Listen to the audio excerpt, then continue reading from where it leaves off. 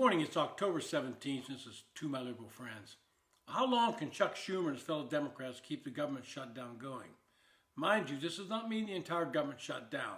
There are many parts of the government that are deemed to be essential, and they continue to work during any congressionally mandated shutdown. But yesterday, the Democrats said they're willing to keep the government shutdown going as long as possible. They said this because they've convinced themselves that they have the upper hand in the debate and that the voters will not hold them responsible.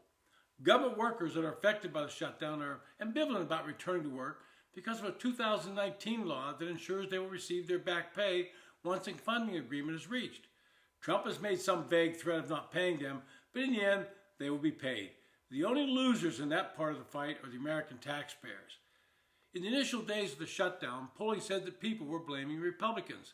The Democrats had blitzed the media saying Republicans had a majority in the House and Senate and a Republican president, so it must be the fault of Republicans.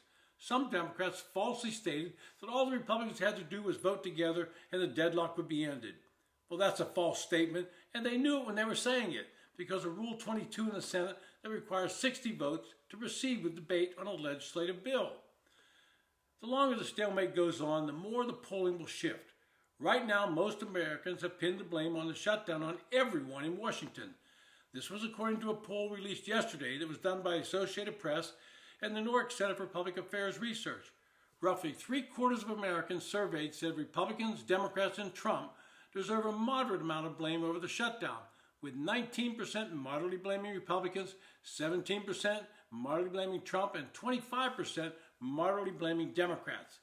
Looking at the total numbers, you find that 58% place a great deal or quite a bit of blame on Trump, 58% say the same about Republicans, and 54% put a great deal and quite a bit of blame on Democrats.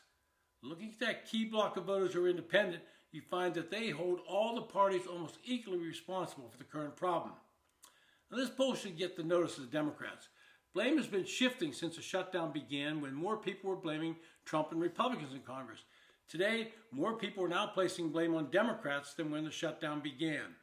And I suspect these numbers will start to move against the Democrats even more when government workers and members of the military start missing a second paycheck. They will come to realize that the Democrats are the ones delaying any negotiations by not signing on to a clean CR that would give Congress time to work out the full appropriations bills by Thanksgiving. You start missing too many checks, you can't buy groceries, you can't pay your mortgage, you can't buy gas. And they're going to start saying, hey, sign the bill, get it done. Now, Chuck Schumer, who everyone now realizes has a major political problem on his hands, he voted for basically the same CR in March, and now he's decided to vote no, because to vote yes would threaten his position as a Democratic leader in the Senate.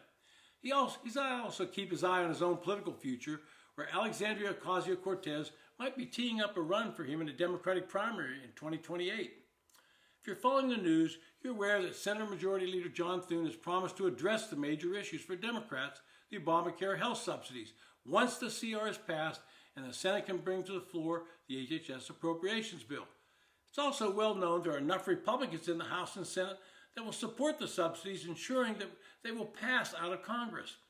What Republicans are trying to do is get Congress back to working the way the appropriations process is supposed to work.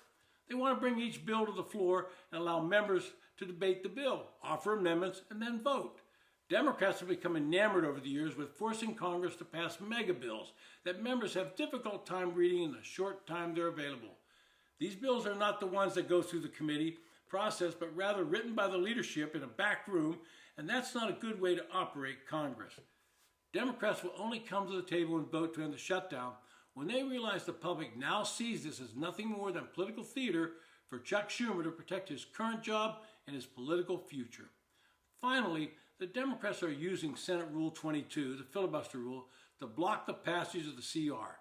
This is the rule they tried to eliminate when they were in the majority last time. This is the rule that they were blocked from eliminating by Senators Manchin and Sinema. This is also the rule that Schumer begged Republicans not to change when they got the majority. It's a rule that they now promise to eliminate if they regain the majority. Talk about hypocrisy. It's in spades on the Democrats. This has been To My Liberal Friends. Thanks for listening.